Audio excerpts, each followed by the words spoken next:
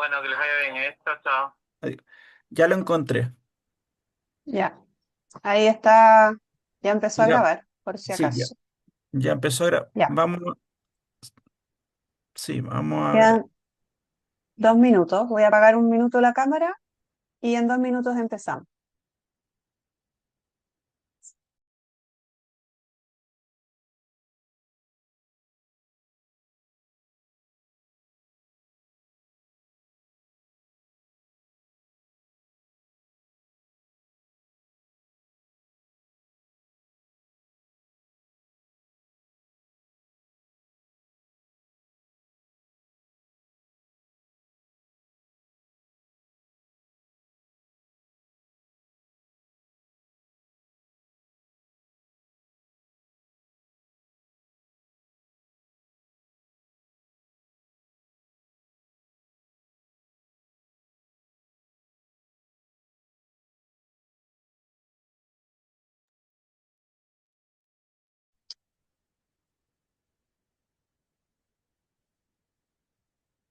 Estamos a punto de empezar.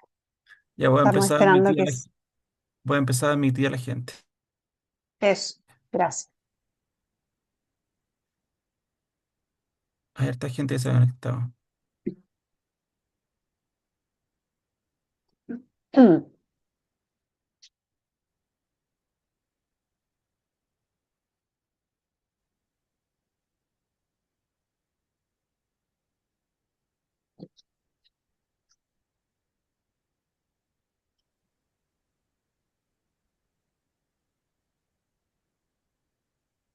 Ana Rosa, Cristian Paulsen, Constanza Rompe, Extensión Cultural, Hendy, Varón, iPhone, RJ, María Eugenia. ¿Va dos veces María Eugenia? Esteemed laureates, ladies and gentlemen. On behalf of my co-winners and friends, Philippe Aguillon of the College.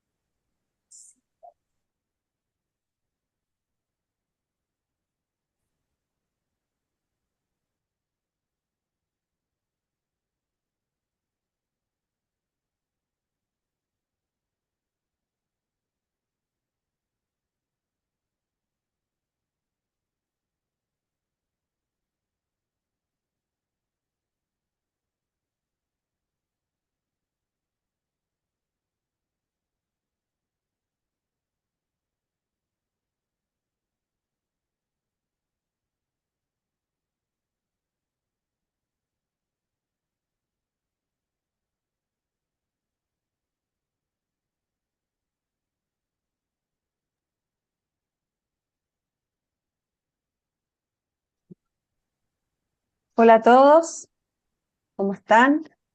Estamos a punto de empezar. Vamos a esperar un minuto más para que se conecten un par de personas y empezamos con nuestra segunda charla de este ciclo de Navidad.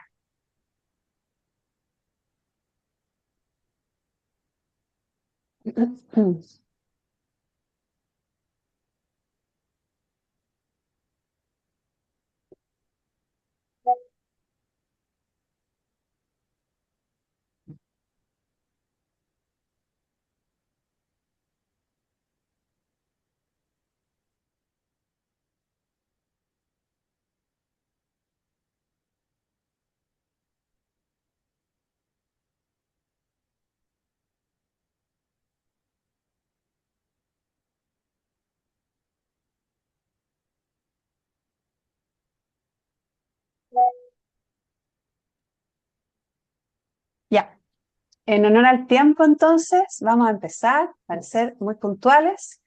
Hola a todos, muy bienvenidos a esta segunda charla de nuestro ciclo de Navidad, organizado por Extensión de la Universidad de los Andes. Me presento, yo soy María Eugenia Allende, soy historiadora, doctora en historia, profesora del Instituto de Historia de la Universidad de los Andes, y hoy día vamos a hablar de un tema histórico, pero también que tiene mucha relación con la Navidad, que es sobre lo que fue la tregua de Navidad durante la Primera Guerra Mundial. Un tema que aún nos hace reflexionar, un hito histórico que marcó lo que fue la guerra y quizás es un episodio más desconocido de lo que fue la llamada Gran Guerra, que vamos a ver hoy día que fue el inicio de todas las catástrofes que vinieron después en el siglo XX. Si alguno tiene alguna pregunta, dudas, puede ir escribiéndolas en el chat, o bien al final de la charla pueden preguntarme una vez que terminemos. La idea es que yo haga la ponencia y después vienen las dudas y cada cierto tiempo también yo voy viendo las dudas que haya en el chat. Así que eso, voy a compartirles pantalla, voy a compartir la presentación. Acá voy a poner modo pantalla completa, perdón, para que se vea bien se vean bien las imágenes. Ahí, modo pantalla. Ahí sí. Bueno. Entonces, Noche de Paz, la historia de la primera tregua, o sea, la historia de la tregua de Navidad en la Primera Guerra Mundial.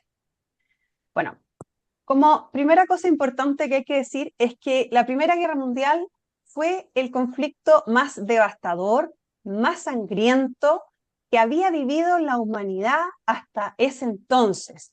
Hasta ese año, 1914, la humanidad había sido testigo de muchas guerras, pero ninguna como lo fue la Gran Guerra. Hasta que vino la Segunda Guerra Mundial, que fue peor que la primera, pero si no hubiese habido esta guerra, no hubiese habido segunda tampoco, y vamos a explicar también por qué la Primera Guerra Mundial no solo fue la raíz de muchos de los conflictos que vinieron en el siglo XX, sino que además es un hecho que sigue condicionando nuestro presente. O sea, muchos conflictos contemporáneos, como el conflicto árabe-israelí, como la guerra entre Rusia y Ucrania, todos los problemas que hubo en los Balcanes en los años 90 y un largo etcétera, hunden sus raíces más contemporáneas en la Primera Guerra Mundial. Bueno, lo escuchamos desde acá. Cuando los soldados fueron reclutados y se alistaron, estaban todos eufóricos, contentos, porque vivíamos una época de nacionalismo exacerbado, todos muy felices de ir a contribuir e incluso de morir por la patria. Por eso en esta imagen vemos soldados exultantes en las oficinas de reclutamiento, sin imaginarse jamás que esta guerra, que ellos pensaban que sería corta, iba a ser la peor guerra que se había vivido hasta ese entonces. Por eso acá la frase que marcó a muchos de estos reclutas fue: todos estarán en casa para Navidad. Y por eso, cuando vino esa Navidad de 1914, que es la Navidad en la que se dio la tregua de la cual vamos a hablar, muchos soldados con tristeza, con nostalgia, se dieron cuenta de que esa no iba a ser la única Navidad que vivirían en la guerra y que probablemente todavía faltaran muchísimas Navidades más antes de que se acabara este conflicto.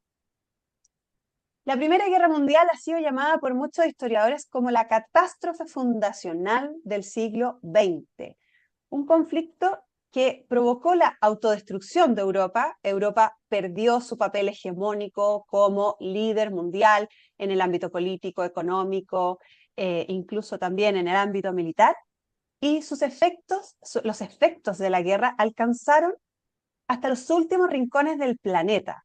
Fue una guerra total y de desgaste, y la primera guerra que podemos decir literalmente una guerra mundial, porque hubo batallas en los rincones más impensados del planeta, hubo batallas en Jerusalén, en los Alpes, hubo batallas en algunas zonas de África, hubo incluso una batalla al frente de las costas chilenas en Coronel, en el sur de Chile, en donde se enfrentaron la escuadra de Alemania con la escuadra de Gran Bretaña. Eso da cuenta de la dimensión que llegó a alcanzar este conflicto, que partió siendo un conflicto netamente europeo, pero se terminó convirtiendo en un conflicto mundial, y que marcó no solo a toda una generación, sino que marcó al siglo XX completo. De hecho, también se dice que fue el principio de algo mucho más terrible, que fue precisamente la Segunda Guerra Mundial, y también la primera guerra de una serie de catástrofes, que es lo que vamos a ir viendo ahora. Después de agosto de 1914, nada volvería a ser lo mismo, decía un político de aquella época que fue testigo de este conflicto. Y vamos a ver también que sin esta guerra, el siglo XX es inimaginable. No nos podemos imaginar el auge de los fascismos en los años 20 y 30, por supuesto la figura de personajes como Hitler, la Revolución Rusa con Lenin, Stalin, lo que fue después la Gran Depresión y por supuesto, como ya lo he repetido, el tema de la Segunda Guerra Mundial, si no hubiese estallado este conflicto, si no hubiese ocurrido lo que se inició como algo aparentemente local en 1914. Fue un conflicto mundial que sabemos lo cambió todo. Por ejemplo, ¿quién se explicaría que Hitler, que de hecho fue soldado en esta guerra, terminase unas décadas después de que se acabara la Primera Guerra Mundial, alcanzando el mismo cargo que había detentado Otto von Bismarck a los años finales del siglo XIX, las últimas décadas del siglo XIX, como canciller de Alemania, si no hubiese habido Gran Guerra? Porque en realidad Hitler, antes de llegar hasta donde llegó, era un alemán de origen, o sea, una persona de origen alemán, pero que había nacido en Austria, de extracción social baja, que en la Primera Guerra Mundial no ascendió a más allá de cabo, con muchas rarezas, sabemos, este histrionismo, todas las particularidades que tenía, y logró llegar al cargo más alto de Alemania. Hoy día eso nos parece inentendible, pero parte de la explicación está en todo lo que ocurrió con la Gran Guerra, en cómo esto sacudió a Europa y en las consecuencias devastadoras que tuvo este conflicto. Porque como sabemos que una vez que Alemania pierde la Primera Guerra Mundial y se firma la Paz de Versalles, un tratado que en realidad estuvo mal hecho de principio a fin, Alemania terminó absolutamente humillada, se le culpó de todos los males que habían ocurrido en la guerra, tuvo que pagar tremendas indemnizaciones económicas, fue desmilitarizada, tuvo pérdidas territoriales que le dolieron mucho a los alemanes, y todo eso obviamente influyó para que después un personaje así de excéntrico como Hitler tuviera éxito y le prometiera a los alemanes devolverles el orgullo tan herido durante esta guerra. Además, la Primera Guerra Mundial es una guerra distinta a cualquier otro conflicto que hubiese habido antes, precisamente porque la tecnología y todo el impulso tecnológico que se dio a partir de la Revolución Industrial, es decir, desde fines del XVIII y todo el siglo XIX, llevó a que en esta guerra se probase esta nueva tecnología en armamento militar, lo que fue terrible para quienes lo vivieron. O sea, las nuevas heridas que se produjeron producto del uso de gases venenosos como el gas mostaza, el uso de metralletas, la introducción del tanque y del avión, el lanzallamas que producía heridas y quemaduras horrorosas, bueno, todo eso que fue producto de los grandes avances tecnológicos del siglo XIX y comienzos del XX, trajeron como consecuencia que la mejora en el armamento militar produjera que la guerra fuera más cruenta, más terrible y más larga, y que al final nadie pudiese tener una victoria total ni una derrota total como como la gran parte de los involucrados esperaba. Y estos avances tecnológicos ya habían sido advertidos por algunos personajes expertos en asuntos militares a fines del XIX, en donde decían, ojo, los avances tecnológicos pueden ser muy positivos, pero su uso también puede llevar a consecuencias devastadoras, como así fue. Acá tengo una fotografía que es bien reveladora de cómo cambia también la táctica de la guerra y la manera de hacer guerra. Fíjense acá, tenemos soldados búlgaros en una trinchera, la trinchera, el símbolo de la Primera Guerra Mundial, pero que están apuntando hacia arriba, como, ¿por qué? Porque están buscando dispararle a un avión. El avión no fue determinante tampoco en lo que fue la Primera Guerra Mundial, porque todavía era bastante rudimentario, pero sí provocaba obviamente miedo, sí fue un avance tecnológico importante. No se introdujo como arma de guerra hasta 1915, 1916, fue mucho más importante, por supuesto, en la Segunda Guerra Mundial, pero de todos modos, ya el efecto psicológico que generaba que los aviones sobrevolaran las trincheras y el campo enemigo, por supuesto que influyó. Lo mismo el uso de los tanques. Los tanques de la Primera Guerra Mundial son muy rústicos, muy distintos a la Segunda. Son mucho más pequeños que una camioneta, hoy día, no sé, una camioneta tipo marca Ford, pero de todos modos el hecho de ver a un tanque avanzar también es un efecto disuasivo, también implica una manera de replantearse cómo hacer la guerra, porque los soldados generales que estaban en esta guerra estaban acostumbrados a las guerras del siglo XIX, las guerras napoleónicas, que se usaban otras tácticas, que eran combates frente a frente, que usaban bayonetas. Entonces, la Primera Guerra Mundial llegó a desarmarlo todo. Ahora, ¿qué fue lo que encendió la mecha? ¿Cómo empezó este conflicto? Bueno, conocemos este famoso hecho, que fue el asesinato del archiduque Francisco Fernando, heredero del trono austrohúngaro, el 28 de junio de 1914. Ahí lo tenemos, obviamente, trágicamente muerto, junto a su mujer, Sophie de Telmeck. Pero la pregunta es, ¿por qué el asesinato de este archiduque produjo un conflicto mundial? Si ya habían habido otros asesinatos de otros miembros de casas reales europeas, incluso presidentes de Estados Unidos y otras figuras políticas importantes, años antes, décadas antes. Entonces vamos a responder o vamos a ver el contexto en el cual se produjo este asesinato y que explica en parte por qué un hecho puntual, que podría haber sido un problema local para Austro-Hungría, Serbia, Bosnia, el lugar donde se dio esto, terminara desencadenando un conflicto mundial. Siempre me gusta mostrar un mapa, hacernos una idea de dónde estamos, y esta es Europa antes de la Primera Guerra Mundial.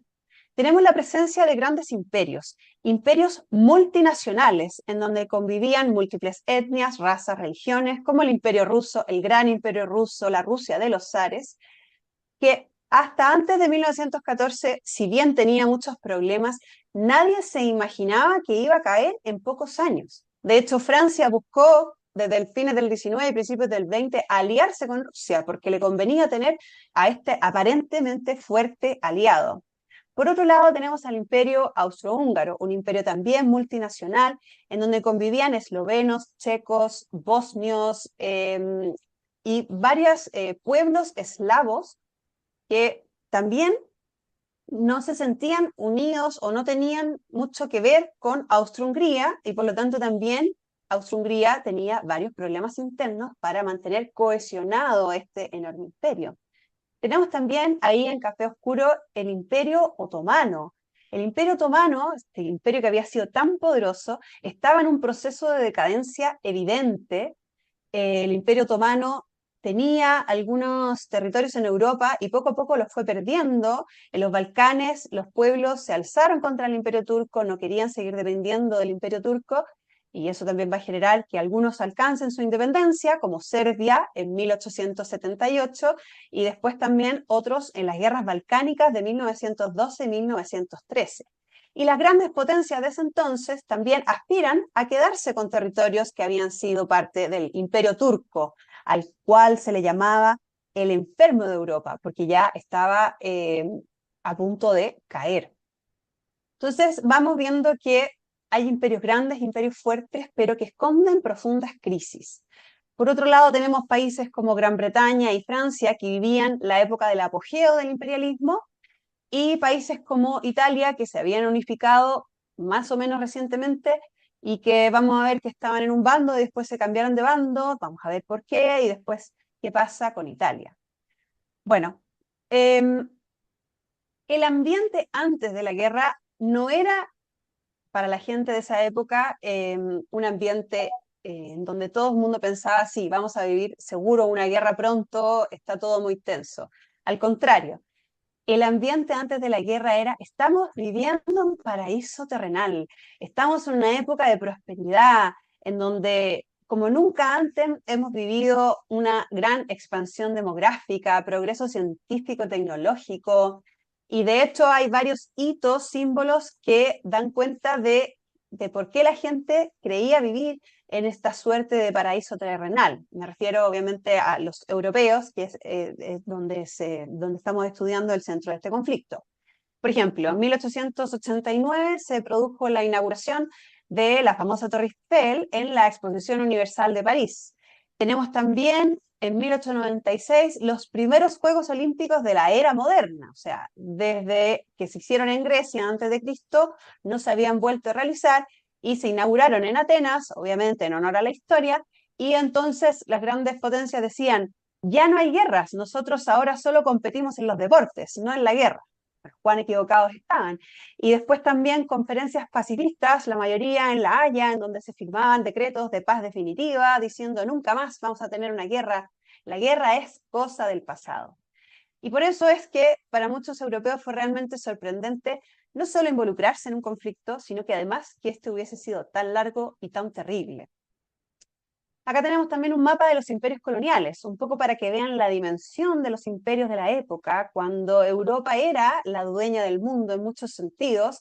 Gran Bretaña tenía posesiones en Sudáfrica, en África del Norte, tenemos la India, Egipto, bueno, todo lo que es el Commonwealth en Australia, en Canadá, Nueva Zelanda, y por eso cuando se produzca la guerra van a combatir en el lado de los aliados, Gran Bretaña, Francia, Rusia, soldados africanos, soldados de Nueva Zelanda, australianos, soldados indios. ¿Por qué? Porque son parte del Imperio Británico y el Imperio necesita también reclutas en esta guerra. Lo mismo en el caso francés.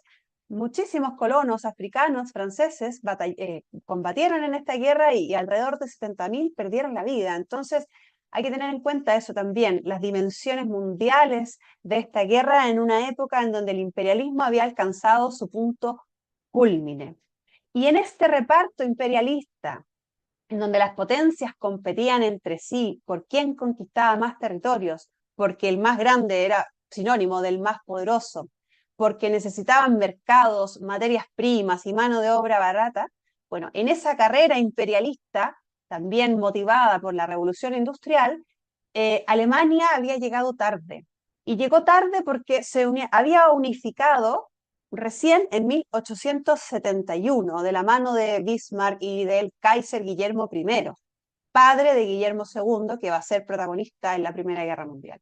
Y al llegar tarde, entonces, Alemania también quería quedarse como con un pedazo de la torta y también va a presionar para tener dominios coloniales. Y va a tener algunos en Asia y en África, pero mucho menos que las grandes potencias como Francia e Inglaterra, y eso explica también en parte los conflictos que estallarán después. Tenemos acá un resumen de lo que era este club de las potencias mundiales, como le han llamado algunos historiadores. Gran Bretaña, la nación más poderosa del mundo, vivía su apogeo. Alemania se había unificado recientemente, como les dije, y llegó tarde al reparto imperialista, pero vivía una era de progreso y crecimiento a gran velocidad, que incluso llegó a superar en términos industriales a Gran Bretaña y amenazaba a las demás potencias con su creciente poderío. Entonces Francia le tenía miedo, Inglaterra también, y eso también explica que las otras potencias hayan intentado aliarse frente a un posible potencial enemigo como Alemania. Francia además estaba resentida con Alemania, no solamente preocupada por su crecimiento, sino porque en unas guerras que habían habido en 1870, 1871, que son las guerras franco-prusianas, Alemania había perdido los famosos territorios de Alsacia y Lorena. Perdón, Francia perdió Alsacia y Lorena y se quedó con ellos Alemania. Entonces Francia tenía pendiente recuperar esos territorios. Eso también va a ser motivo de guerra, después ya en 1914. Y por otro lado Rusia, si bien estaba viviendo sus últimas décadas como imperio, como gran imperio, la Rusia de los zares ya estaba en sus días finales, todavía aparentemente era un imperio poderoso, buscó una alianza con Francia, Francia también buscó una alianza con Rusia, y además a Rusia le interesaba proteger sus intereses en los Balcanes. En los Balcanes sabemos que hay muchos pueblos eslavos y Rusia se sentía la madre de los pueblos eslavos, como la madre protectora de los pueblos eslavos, y tenía intereses en la zona, se estaba expandiendo también Rusia en ese entonces los Balcanes eran un punto estratégico para Rusia. Además buscaba tener salida al mar, desde el Mar Negro hacia el Mar Mediterráneo, y los Balcanes, por supuesto, siempre ha sido una zona geopolítica importante en ese sentido. Y por otro lado tenemos una conferencia que intentó como apaciguar los ánimos entre esta competencia imperialista, que fue la famosa conferencia de Berlín, que tenemos ahí una imagen, que es obviamente una caricatura, que representó lo que fue esa conferencia. En realidad, fue repartirse África, como si fuera un pedazo de torta. Y ahí tenemos a Otto von Bismarck cortando la torta para ver qué pedazo le corresponde a cada uno. Bueno, ese choque de intereses imperialistas, esas tensiones entre las potencias, va a ser clave para entender el estallido de la Primera Guerra Mundial. Por otro lado, otra gran causa de esta guerra es lo que se conoce como la paz armada, esta carrera armamentista en donde las grandes potencias en tiempos de paz de todos modos parecían armarse hasta los dientes. Y si bien, como les iba contando, estamos viviendo un periodo prolongado de paz, donde solo hay conflictos periféricos, tipo la guerra de los Bóers, en realidad se estaba preparando algo mucho más grande. Y si bien todas las potencias de la boca hacia afuera hablaban de paz, diciendo cosas tan increíbles como declaramos que la guerra está fuera de la ley, en realidad se estaban armando, comprando armas, acorazados, imponiendo el servicio militar obligatorio, enseñando en los colegios marchas militares, canciones también de tono militar, himnos nacionales, etc.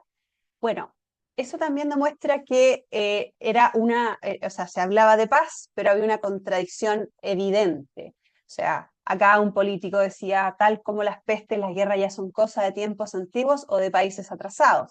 Cuán equivocado demostró estar después cuando estalle la guerra en 1914. Hay una lucha de poderes y una suerte de militarismo y navalismo muy potente. De hecho, Gran Bretaña veía con mucho temor cómo Alemania compraba y compraba acorazados y le iba a empezar a hacer la competencia en el ámbito naval. Y por eso el aforismo propio de la época era, si quieres la paz, prepara la guerra. Y acá tenemos también otra gran causa, que fue el tema de las alianzas. Las alianzas que se enfrentaron en la Gran Guerra ya estaban conformadas mucho antes o antes de 1914.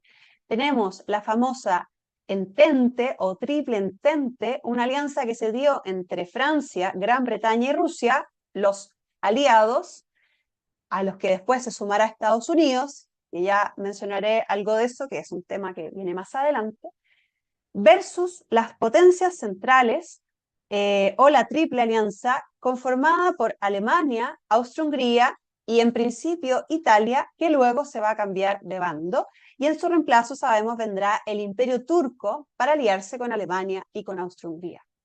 De hecho, los turcos, si bien vivían un momento difícil en donde el imperio estaba en crisis, se habían asesorado con Alemania en términos militares, habían pedido asesoría, entrenamiento, armamento, todo muy propio de la época. De hecho, Chile hizo lo mismo con el ejército prusiano, por eso hay muchas cosas del ejército chileno que tienen sus raíces en Prusia, Alemania.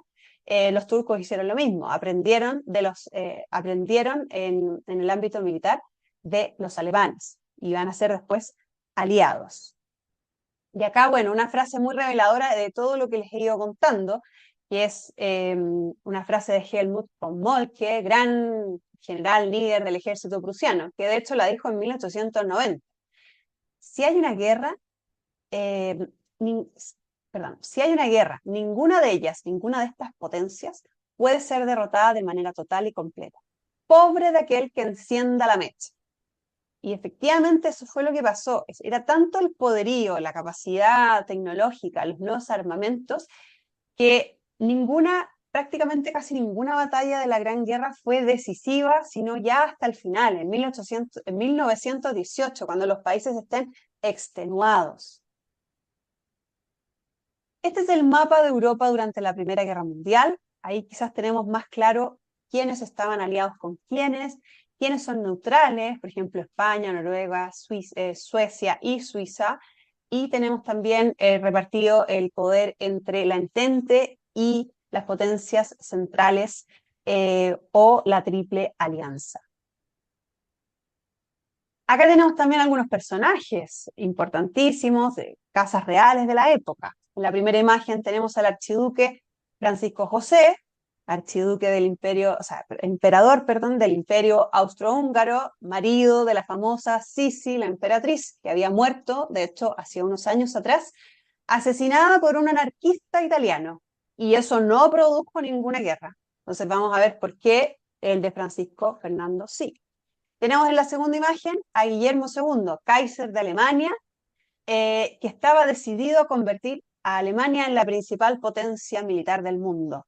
En la tercera foto, al pobre Nicolás II, el último zar de Rusia, cuya trágica historia bien conocemos, producto de lo que fue la Revolución Rusa, Rasputín, Lenin, etc., y todo lo que ocurrió en Rusia de 1917 en adelante. Y en la última imagen tenemos a Jorge V de Inglaterra, abuelo de la reina Isabel II, que era el monarca inglés en la época en la cual estalló la Primera Guerra Mundial. Un dato bien relevante para ver el odio entre las potencias, el nacionalismo exacerbado, es que la familia real británica, Jorge V, tenía apellido alemán, Sajonia y Coburgo, porque venían del marido de la reina Victoria, Alberto, que era de origen alemán.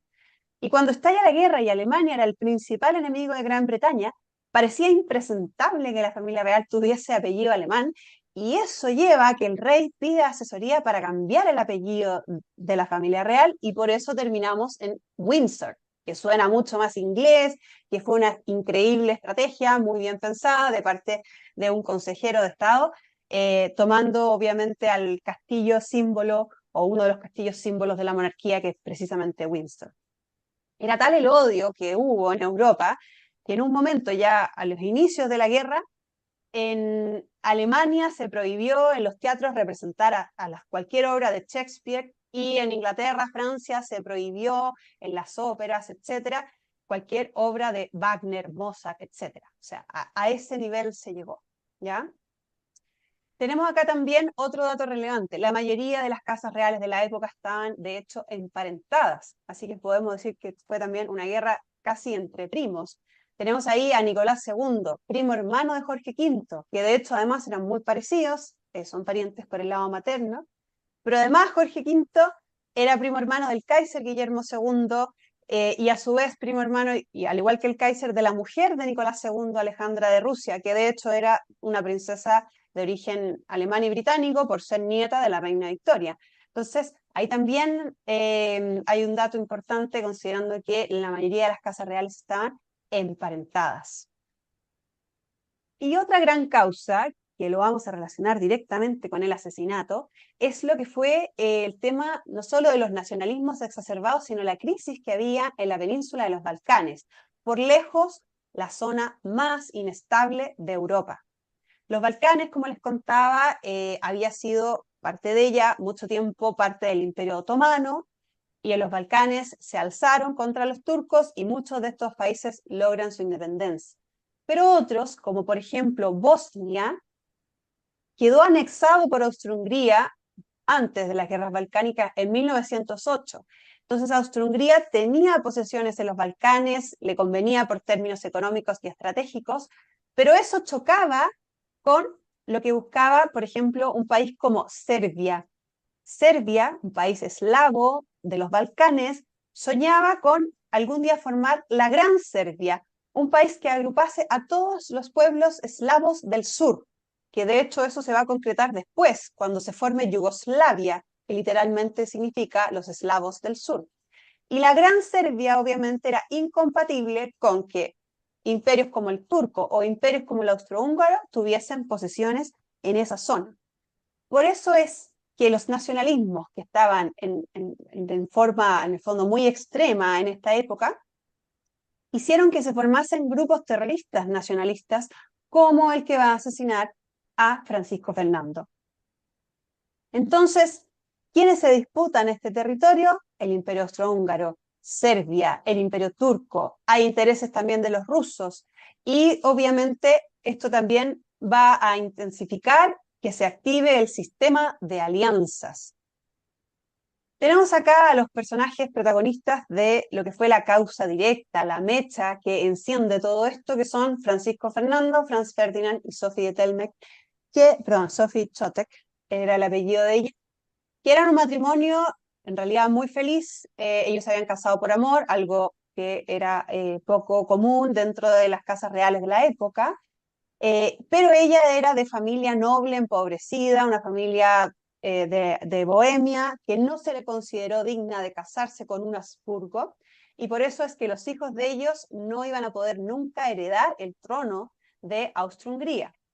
Entonces, en ese contexto, pese a ello, ellos de todos modos se casaron, fueron un matrimonio y una familia muy feliz, y estaban de aniversario el día 28 de junio, y por eso es que Sophie le insiste a Francisco Fernando acompañarlo en esa gira, en esa visita a Bosnia. A Francisco Fernando se le advirtió que no fuera, porque ese 28 de junio no solo era su aniversario, era también el Día Nacional de Serbia, ¿ya? El Día Nacional de Serbia, en donde obviamente los serbios y todos los que aspiraban a esta gran Serbia, entre ellos muchos bosnios, que ahora eran parte del Imperio Austrohúngaro, entonces les chocaba la presencia de Austria-Hungría. Y acá tenemos lo que fue la visita de Francisco Fernando junto a su mujer, subiéndose en auto que además ni siquiera estaba protegido, un auto descapotable, sin techo, recorriendo calles llenas de gente, en donde los esperaban los terroristas para efectuar este famosísimo asesinato. ¿Quiénes son los responsables de este asesinato? Una agrupación terrorista llamada la Mano Negra, que se habían dispuesto en distintos puntos de la ciudad, en lo que iba a ser el recorrido de Francisco Fernando. Uno de ellos, de hecho, primero lanza una bomba que rebota en el coche y esa bomba estalla atrás, hiriendo a algunas personas del público y algunos guardias. Los archiduques salieron ilesos, pero pese a ello y pese a todas las advertencias, Francisco Fernando decidió ir a visitar a los heridos y continuar con el recorrido, y eso fue aprovechado por un miembro de la Mano Negra, Gavrilo Princip, que en un minuto en el que el chofer frenó al darse cuenta de que había que cambiar el recorrido, pescó una pistola y disparó a quemarropa, matando casi de inmediato a el archiduque y a su mujer. De hecho, se sabe que las últimas palabras de él fueron: Sophie, no te mueras, vive por nuestros hijos. Pero a los pocos minutos, pocas horas, los dos habían fallecido, sorprendiendo obviamente a Europa. Ahora, años antes se había asesinado al rey de Serbia, a dos presidentes de Estados Unidos, como les contaba antes, a Sisi la emperatriz, y eso no provocó una guerra mundial. Pero dado todo lo que les he ido contando, las tensiones, el imperialismo, los nacionalismos exacerbados, la crisis balcánica, la competencia entre las potencias, etc., bueno, esto era una olla a punto de explotar. Y faltaba entonces solamente un hecho que fuera como el puntapié inicial a todo lo que se había ido acumulando durante todo este tiempo. Acá tenemos a los guardias apresando a Gavrilo Princip, quien había intentado suicidarse después del asesinato, no alcanza a hacerlo y obviamente va a la cárcel y después es condenado a muerte. Ahora, la guerra no se desencadenó de inmediato, sino que un mes más tarde comienza ya de manera oficial. ¿Por qué comienza? Porque Austria-Hungría descubre aparentemente que Serbia, que querían hacer esta gran Serbia, tenía conexión o alguna responsabilidad en el asesinato de esto que habían llevado a cabo estos terroristas bosnios, y entonces le da un ultimátum a Serbia. Y Serbia en realidad acepta muchos de los puntos del ultimátum, pero hay uno que no quiere que Austria-Hungría se intrometa en asuntos internos de su propio país, y al rechazar el ultimátum, entonces Austria-Hungría le declara la guerra a Serbia. Eso desemboca también una suerte de efecto dominó, en donde, como habían alianzas formadas desde antes, todos empiezan a declararse la guerra unos de otros.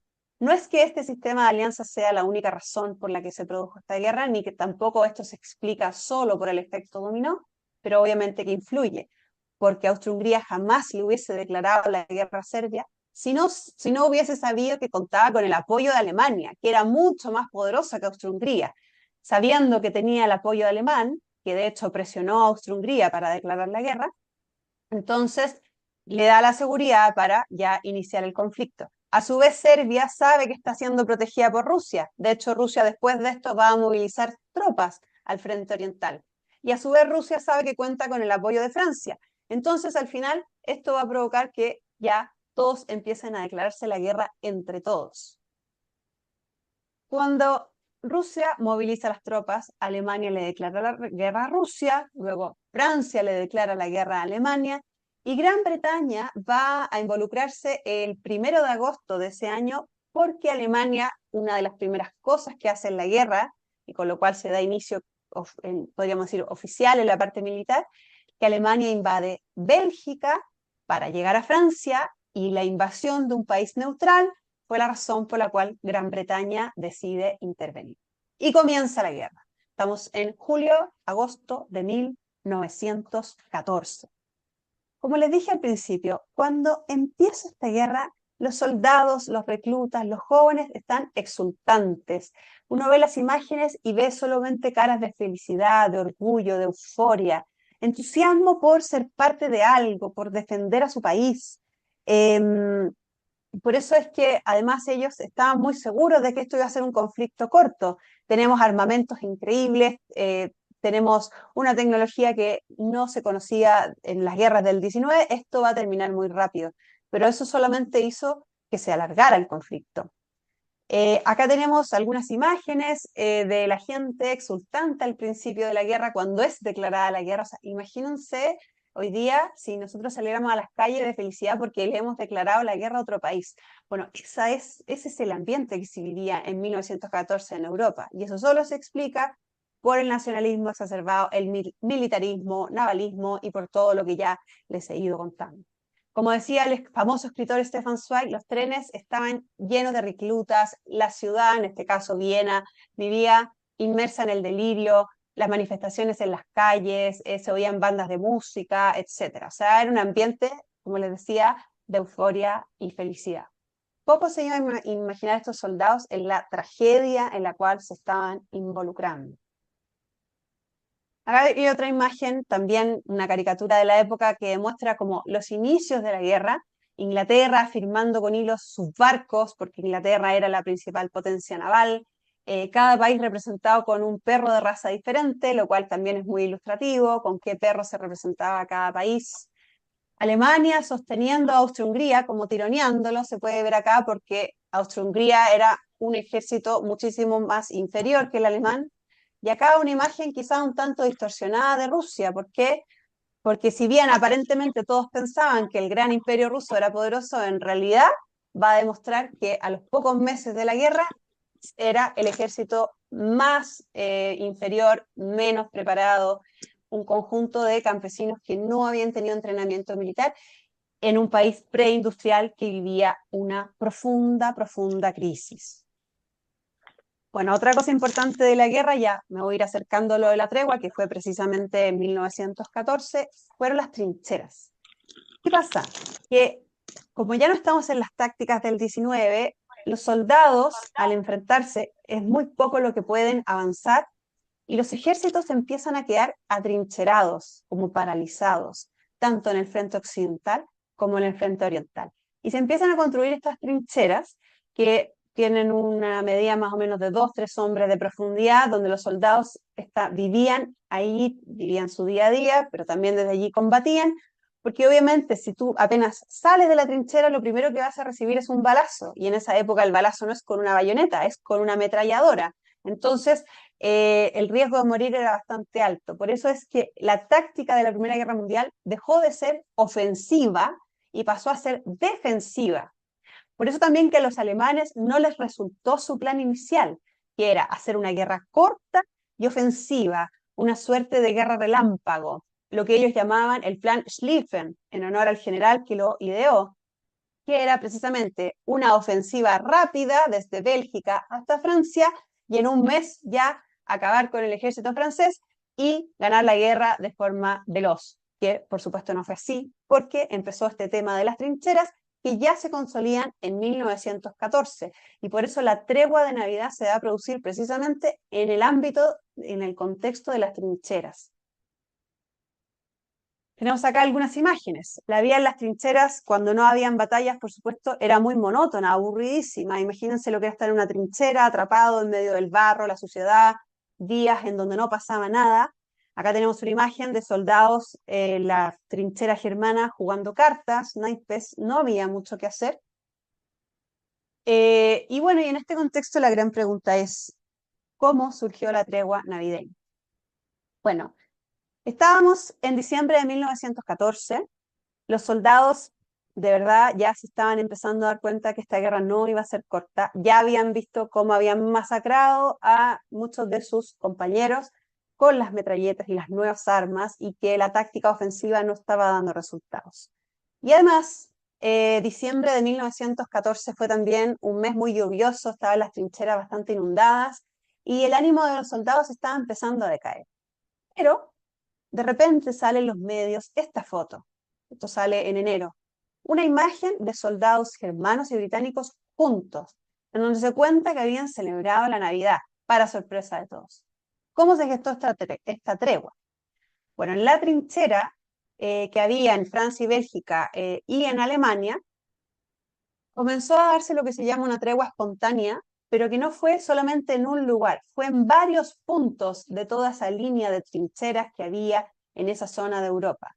Es decir, muchos soldados participaron en la tregua, no fue solamente en un lugar específico, sino que fue en varias partes a la vez, del frente occidental principalmente. También hubo tregua en el frente oriental, pero fue con menor cantidad de soldados, fue entre los rusos y Austria-Hungría. En la del frente occidental participaron alrededor de 2/3 de los soldados que había en ese entonces, principalmente en las zonas en donde combatían germanos con británicos. Acá una imagen de estas trincheras inundadas en diciembre del año 14, como les había contado. Y bueno, esto parte porque los soldados alemanes, cuando ya veían que se acercaba la Navidad, quisieron celebrarla también. Echaban de menos su hogar, su familia. La Navidad siempre ha sido, como sabemos, una época de felicidad, una época que mucha gente espera, y entonces empezaron a armar arbolitos de forma espontánea, le ponían lucecitas, velas, etc. Y empezaron a pensar, bueno, ¿qué pasa si hacemos una pausa? ¿Qué pasa si por un momento, aunque sea solo por un momento, paramos la guerra? Y los soldados germanos comenzaron no solo a armar estos arbolitos, etcétera, sino que empezaron a cantar la famosísima Noche de Paz.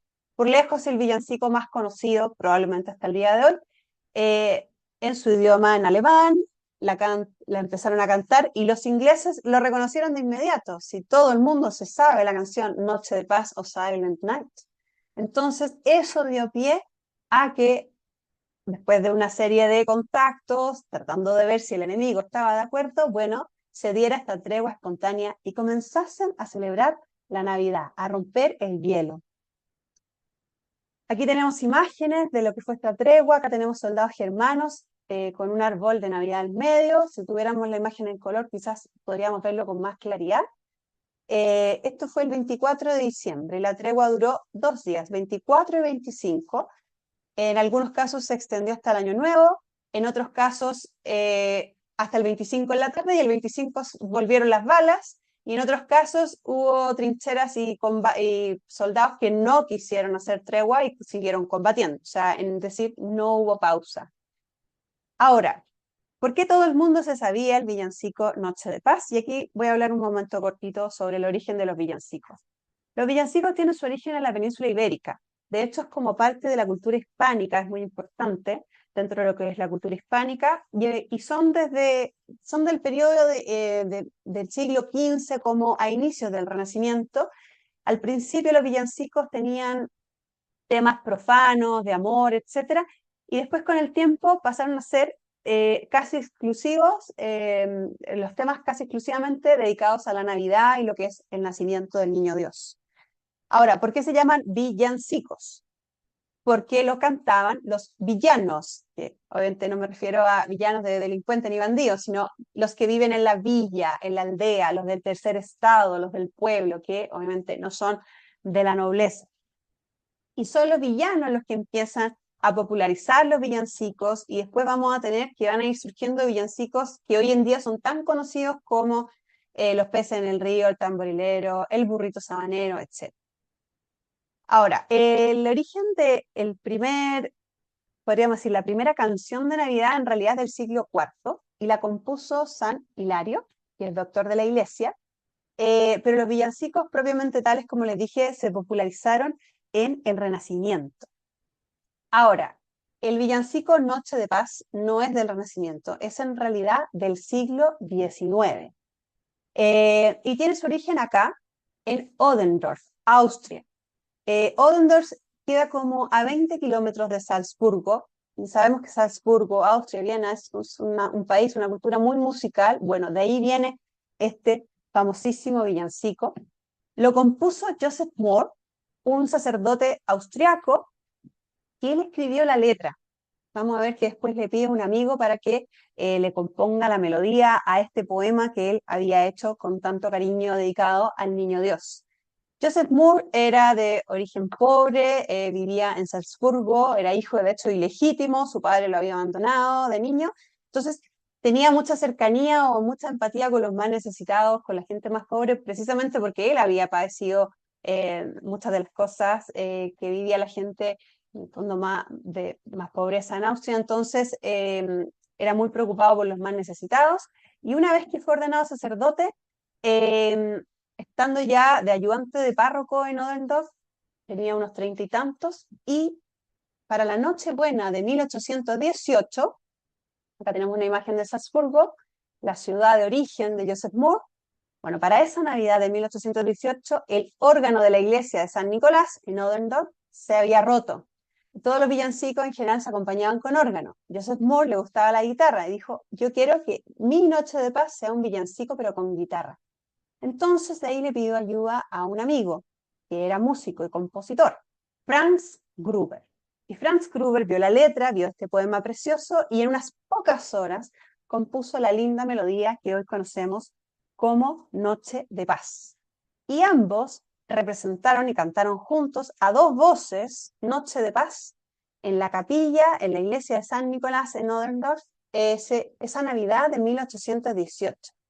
Y desde entonces este villancico comenzó a hacerse conocido, muy, muy popular, y de hecho, como les dije, se ha traducido hasta hoy a más de 300 idiomas, y hace un tiempo la UNESCO, de hecho, lo declaró como Patrimonio Universal de la Humanidad, o Patrimonio Cultural de la Humanidad. Y bueno, este fue el villancico que los soldados alemanes comenzaron a cantar, y que fue reconocido de forma inmediata por los británicos. Además, los germanos llegaron a la trinchera británica con carteles que decían, ustedes no disparan y nosotros tampoco lo haremos. Hay que considerar también que las trincheras estaban muy cerca unas de otras. De hecho, el centinela de una estaba a unos 30 pasos del centinela de la otra. Entonces, uno igual podía ver en qué estaba el enemigo, y eso permitió que cuando los británicos respondieron de forma positiva a esta idea de los germanos, bueno, estuviesen muy cerca y comenzaron de inmediato el encuentro entre ambos bandos, el encuentro pacífico entre ambos bandos. De hecho, ¿qué hicieron? No solamente cantaron juntos villancicos, que eso hoy me parece muy emocionante, o sea, soldados enemigos cantando al unísono el lindo villancico de la Noche de Paz, sino que además el idioma no supuso una barrera y celebraron juntos la Navidad intercambiando regalos. Los ingleses les dieron whisky, galletas, carne enlatada a los alemanes, y los alemanes les dieron salchichas, brandy, pasteles a los británicos. También por esta pausa se dio la posibilidad de que ambos bandos pudiesen recuperar los cuerpos de sus compatriotas ahí perdidos en tierra de nadie, en medio de las trincheras. También se ofició o se hizo un oficio religioso por los caídos en esa primera Navidad de la Primera Guerra Mundial, y hasta se cuenta que hubo un partido de fútbol en estas trincheras entre alemanes y británicos, hoy día ya obviamente un clásico del fútbol, esto que se recuerda en algunas ciudades y que tenemos, por ejemplo, imágenes como estas que nos dan cuenta de este insólito momento de jugadores alemanes, de soldados, perdón, alemanes con soldados británicos jugando fútbol en la mitad de una trinchera. No está 100% comprobado que haya sido un partido de fútbol así como con una pelota, probablemente fue con una lata de carne, una cosa improvisada. Además, si vemos el terreno de lo que es llamada la tierra de nadie, es un terreno lleno de hoyos, bastante pedregoso, probablemente muy difícil para poder ejercer un deporte como el fútbol, pero de todos modos tiene que haber sido un instante de camaradería y fraternidad bien impresionante para soldados que llevaban, si bien solamente 5 meses de guerra, habían visto cómo en esos 5 meses, solo habían visto en esos 5 meses destrucción, disparos, balas, una guerra interminable, y bueno, fue para ellos por eso también un momento único. Aún, como habían pasado solo 5 meses, los soldados todavía tenían la moral alta, todavía no tenemos estos efectos físicos y psicológicos tan devastadores que dejó la Gran Guerra para los pobres soldados que participaron en ella.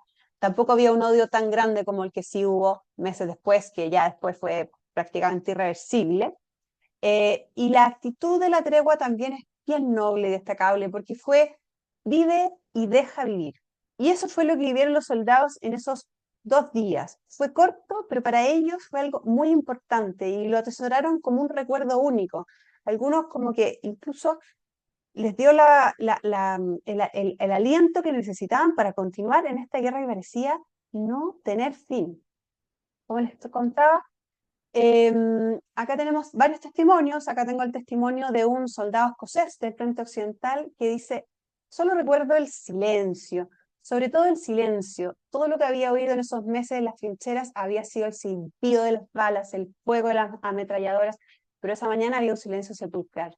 El silencio terminó a primera hora de la tarde y en la matanza comenzó de nuevo, una breve paz en medio de una guerra terrible. O sea, algunos el 25 en la tarde ya estaban combatiendo de nuevo, lo que es bien impresionante.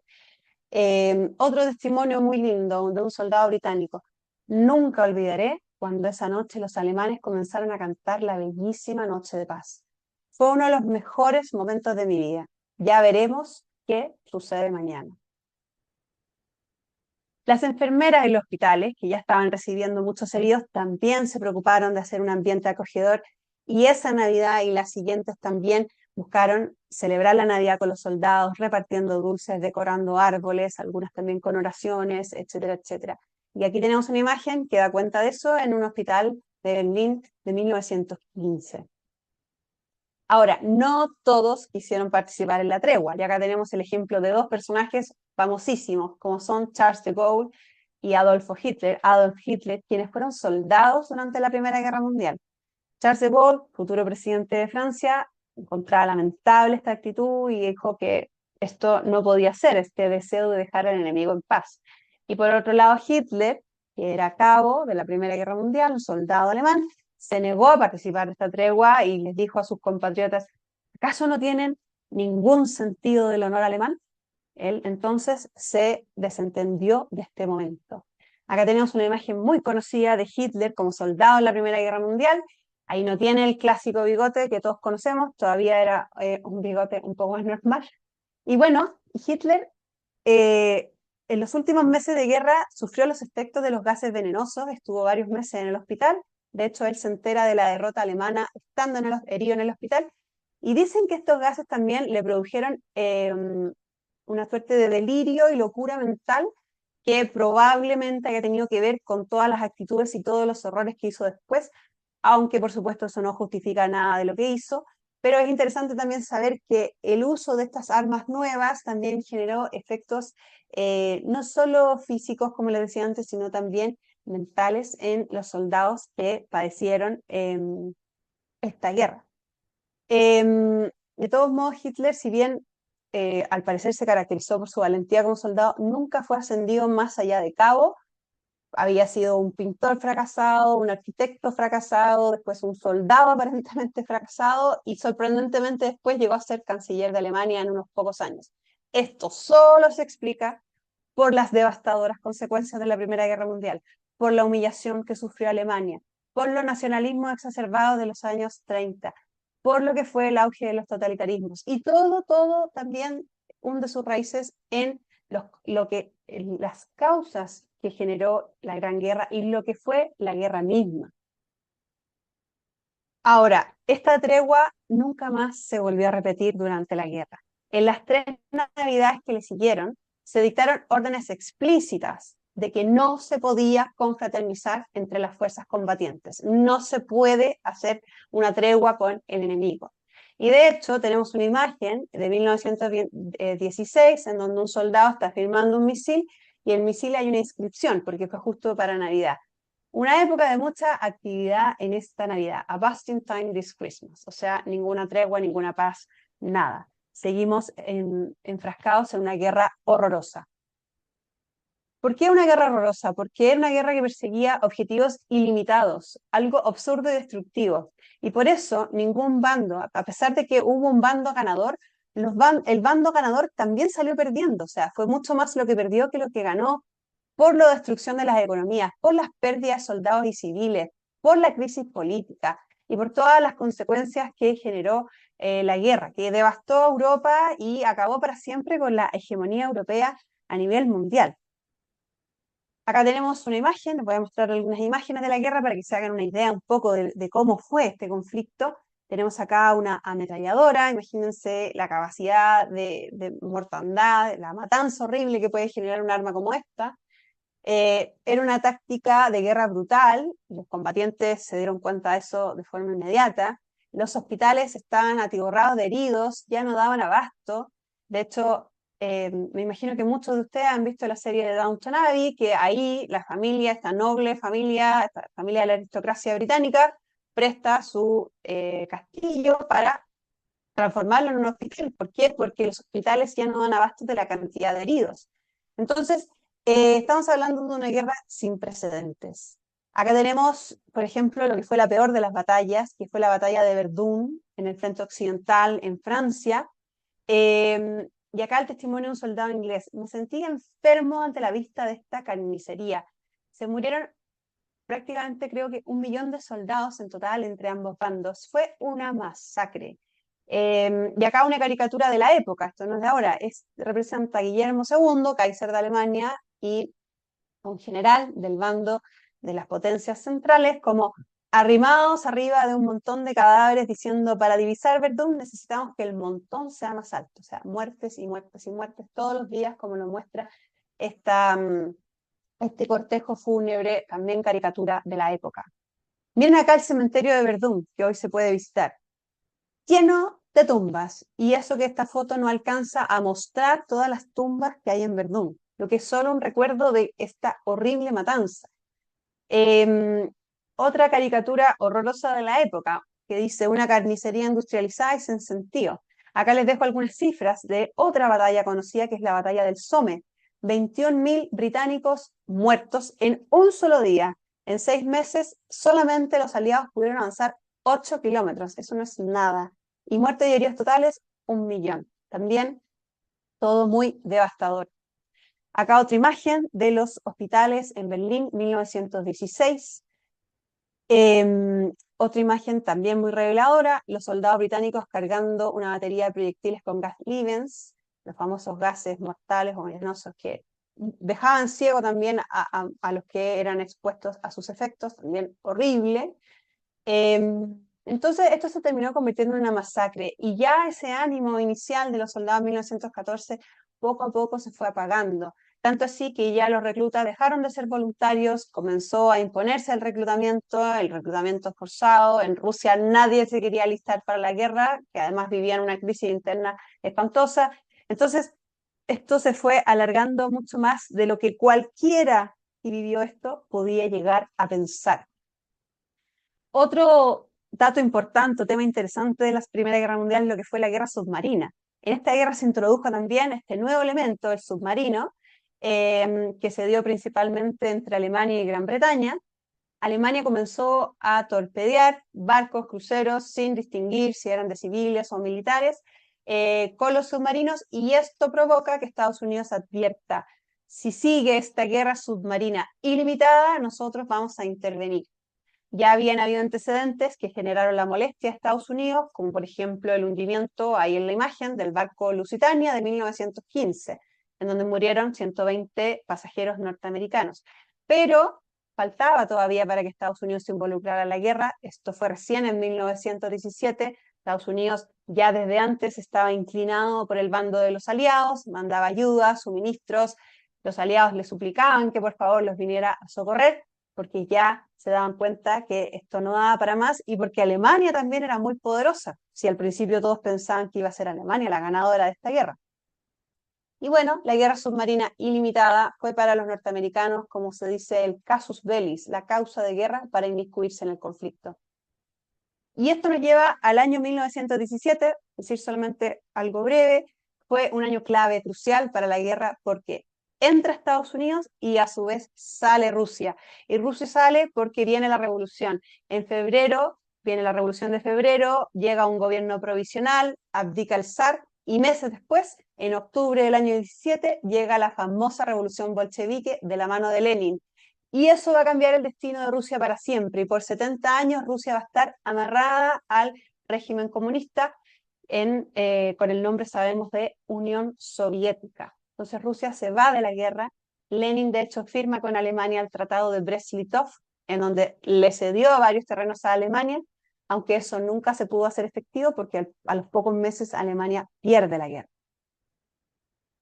Rusia y la Primera Guerra Mundial, un tema muy interesante que obviamente daría para otra clase, pero en realidad lo que ocurrió ahí es que Rusia se confió al principio, si bien el zar estaba un tanto dudoso de entrar en el conflicto, pero esperaba el gobierno un triunfo rápido, un estallido de patriotismo, y que eso como que tapara un poco todos los problemas internos que tenía Rusia, que eran muchos. Pero a los pocos meses se demostró que el ejército ruso solo recibía derrotas, le estaba yendo muy mal en la guerra, y ¿qué pasó con Rusia? Explotó de furia. Por lo tanto, la Gran Guerra fue también una causa muy importante para la Revolución Rusa, que fue otro de los hechos que marca sin duda al siglo XX, este catastrófico siglo XX, como lo definimos al principio. Y ya al final de la guerra, estamos en 1918, ya estamos viendo que Alemania está extenuada, ya no da para más, y los aliados exigen no solo la disolución del Imperio Alemán, sino que además que se acabe para siempre la dinastía Hohenzollern, que era la dinastía del Kaiser Guillermo II, el cual huye de Alemania a Holanda, y en Alemania se forma una república que finalmente acepta la rendición. Alemania podría haber ganado la guerra, pero ya a estas alturas estaba agotada y sus aliados eran muy débiles. Austria-Hungría muy débil, y el Imperio Turco, para qué decir, también muy débil, pese a haber tenido un par de victorias importantes. Y el mapa de Europa después de esta guerra cambia completamente. O sea, hay un antes y un después, que lo vemos acá evidente. Se acaban para siempre estos grandes imperios multinacionales como el Imperio Ruso, el Austrohúngaro y el Turco. Surgen nuevas naciones, Yugoslavia, Checoslovaquia. Tenemos, por ejemplo, que Austria queda reducida a un país muchísimo más pequeño, obviamente, de lo que era el Imperio Austrohúngaro, incluso sin salida al mar. Y después sabemos que Hitler va a intentar revivir este sueño de la gran Alemania que involucraba también a Austria, que va a hacer lo posible después, mucho después, en 1938, con el famoso Anschluss, la anexión de Austria a Alemania, poquito antes de la Segunda Guerra Mundial. Pero cambia el mapa europeo completo. Europa pierde para siempre, como les decía, su rol hegemónico en el mundo, y ese rol lo va a ir tomando Estados Unidos, papel que se va a consolidar, sabemos, después de la Segunda Guerra Mundial, en la época de la Guerra Fría, cuando compita con la, sabemos, Unión Soviética. Acá un mapa un poco más grande para que vean cómo quedó Europa tras la guerra, los cambios. Tenemos un país nuevo también, la Unión Soviética, que cambia de nombre, que es la Unión de Soviets, como decía Lenin. Y bueno, y un continente que queda devastado, tanto ganadores como perdedores. Todos salieron perdiendo al final. Acá vemos la evolución de la producción industrial. En todos los casos cae, excepto la estadounidense, que fue el único país que económicamente se benefició con la guerra. De hecho, le fue bastante bien a Estados Unidos después de la Gran Guerra y no hizo más que enriquecerse. Sabemos, tuvo un frenazo en 1929 con la Gran Depresión, pero eso también es otra historia. Así que, bueno, otras cosas que quiero comentar de la Primera Guerra Mundial que muestran los cambios profundos que generó este conflicto fue el tema del nuevo rol de la mujer. Los soldados, al irse al frente, dejaron vacantes muchos puestos en las fábricas, en los hospitales, en el área de la agricultura, etc. Y fueron las mujeres las que tuvieron que asumir, obviamente, en esos sectores laborales. Las enfermeras también destacaron, porque sin ellas esto no se hubiese podido dar, que con gran cariño cuidaron a los enfermos. Tenemos, por ejemplo, aquí mujeres obreras trabajando en una fábrica, o mujeres conductoras de ambulancia. Esta fotografía también de 1915, mujeres mecánicas, etc. Esto obviamente fue un impulso para el movimiento sufragista, que ya había comenzado antes de la guerra, pero que había quedado como en pausa, producto del conflicto. Otros conflictos contemporáneos que tienen sus raíces en la Primera Guerra Mundial, como les decía al principio. Todo lo que es el conflicto árabe-israelí tiene mucha relación con la Gran Guerra. En medio de esta guerra, ¿qué ocurrió? Los árabes que estaban bajo el dominio del Imperio Turco se querían independizar de los turcos. Y los aliados, en particular Inglaterra, les prometieron ayuda. Les dijeron, nosotros los vamos a ayudar a ser naciones independientes. Y de hecho tenemos la figura del famoso Lawrence de Arabia, que precisamente fue a esas zonas del Medio Oriente y ayudó a la revuelta árabe contra los turcos. Pero al mismo tiempo que prometían independencia a los árabes, Francia e Inglaterra firmaron un acuerdo secreto, conocido como Sykes-Picot, en donde literalmente se repartieron el mapa del Medio Oriente, de esos territorios que eran del Imperio Turco, quedando una zona como mandato inglés, lo que sería después Irak, Jordania y Palestina, y una zona como mandato inglés, Siria, el Líbano, etc. Entonces, ¿qué ocurre? La zona de Palestina quedó como mandato inglés, ya habían habido muchos judíos que habían empezado a comprar tierras en esa zona, y eso motiva a que la comunidad judía, cuando se entera del acuerdo de Sykes-Picot, le escribe al rey de Inglaterra, al gobierno de Inglaterra, de Gran Bretaña, pidiéndole ayuda. Y eso dio pie a la famosa declaración Balfour. Ahí tenemos al señor Balfour, quien emite una declaración en nombre del gobierno de Gran Bretaña, que dice que Inglaterra ve con buenos ojos la formación de un hogar nacional judío. O sea, al mismo tiempo que le estaban prometiendo independencia a los árabes, les prometieron a los judíos ayudarlos con la formación de un hogar nacional, y por detrás además habían hecho un acuerdo para repartirse la zona del Medio Oriente. Por lo tanto, estas tres cosas eran incompatibles y eso obviamente va a ser semilla de futuros conflictos. Después, muchos años después, se va a formar Israel como Estado independiente, después de la Segunda Guerra Mundial, pero Sykes-Picot explica muchos de los problemas que tiene el Medio Oriente, de hecho, hasta el día de hoy. Por ejemplo, Irak fue un país inventado por los europeos, no existía antes de esto. Entonces, eso también explica por qué países como Irak hoy día tienen tantos problemas internos, aunque obviamente hay muchas otras razones. No es solo Sykes-Picot, pero hay que tenerlo en cuenta.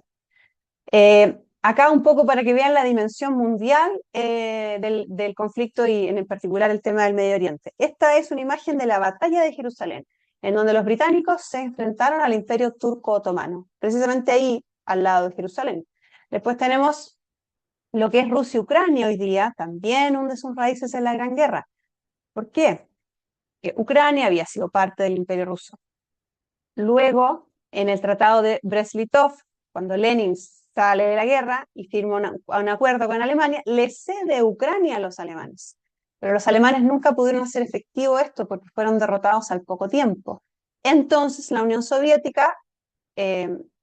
Ucrania, volvió a formar parte de la Unión Soviética y quedó entonces dentro de lo que es la Unión Soviética, y eso se acaba después de que cae el muro y se acaba la Unión Soviética, pero ahí tenemos también semilla de futuros conflictos, y de hecho que ha dicho Putin hoy, que él quiere revivir a la Unión Soviética, o en palabras literales de él dice que la tragedia más grande del siglo XX fue precisamente la disolución soviética, de la cual Ucrania formaba parte.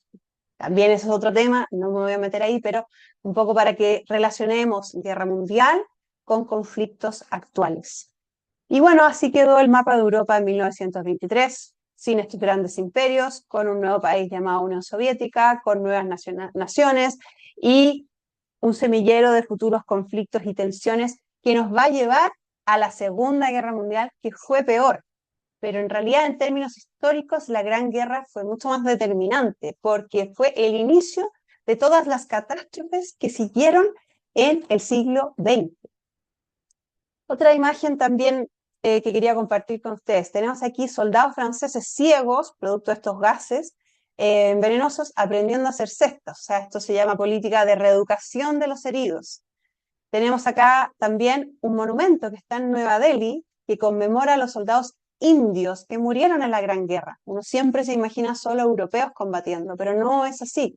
De hecho, esta imagen de la trinchera británica nos muestra a soldados indios británicos cavando una trinchera la zona francesa de 1915. Tenemos también el Cuerpo Voluntario Árabe, llamado Arab Camel Corps, yendo no en tanque, no a caballo ni caminando, en camello, algunos de ellos, a combatir al frente en 1916. Tenemos también lo que les conté al principio, trincheras que hubo incluso a casi 4.000 metros de altura en los Alpes entre los italianos y los austrohúngaros, porque los italianos querían recuperar una parte del norte de Italia que estaba en manos de Austro-Hungría. Y así podría seguir mostrando una serie de imágenes bien insólitas que nos demuestran la dimensión de lo que fue esta guerra. ¿Cuántas personas murieron? Cifras exactas, obviamente no se tienen, fueron miles, hay muchos cuerpos que sabemos nunca se encontrar, pero entre 15 y 20 millones de personas. La tragedia también es que no son solo militares, muchísimos civiles, y por supuesto también miles de heridos. Acá tenemos de 20 a 23 millones de heridos. En porcentaje tenemos, voy a mostrar acá, número de bajas. Las potencias centrales 67%, los aliados 52% y los heridos fueron un 32% de las tropas. Para colmo, a finales de la guerra se produjo una pandemia terrible que es la famosa gripe española, que también fue devastadora y trajo una serie de muertes. Así que otra cosa más para aumentar esta tragedia. Entonces, ya para concluir, la Primera Guerra Mundial fue, como les he dicho, el desastroso acontecimiento inicial del siglo XX. Devastó el orden económico y político de Europa y su incierto resultado allanó el camino para la Segunda Guerra Mundial. Pese a este horror, la tregua de Navidad todavía se recuerda con mucho impacto como un momento de fraternidad y de esperanza, en donde los soldados fueron capaces de dejar de lado sus diferencias y dieron pie a un episodio en donde primó la esperanza y la paz, en donde un episodio que podríamos decir que nos conmueve hasta el día de hoy, en donde estos soldados, en medio del peor conflicto que se había vivido en la humanidad hasta ese entonces, vivieron una verdadera noche de paz. Muchas gracias. Bueno, no sé si me extendí un poco. Si alguien quiere preguntar algo, voy a dejar de compartir para ver el chat. Acá. Dejo un minuto si alguien quiere preguntar algo. Recuerden que esta clase queda grabada, si quieren volver a verla. También recibo los comentarios que quieran hacer. Muchísimas gracias por escucharme y espero, bueno, que este hecho histórico también nos haga pensar, reflexionar, especialmente en esta época navideña que estamos viviendo ahora en diciembre. Recomiendo también mucho el libro del profesor Enrique Bram, que acaba de salir sobre la Primera Guerra Mundial, La perenne actualidad de la Gran Guerra, se llama el libro, y resume en pocas páginas lo que fue la guerra y sus efectos. Así que, y también hay una película que se llama Noche de Paz, me parece. El nombre es en francés, no me acuerdo, pero está, me parece, disponible en YouTube, o quizás lo encuentran en alguna plataforma, cuyo tema central es precisamente la tregua navideña. También la recomiendo mucho. Voy a ver. Sí, la perenne actualidad de la Gran Guerra. Veo acá una pregunta que voy a contestar. ¿Cuál fue el objetivo de Francisco Fernando de ir a Serbia?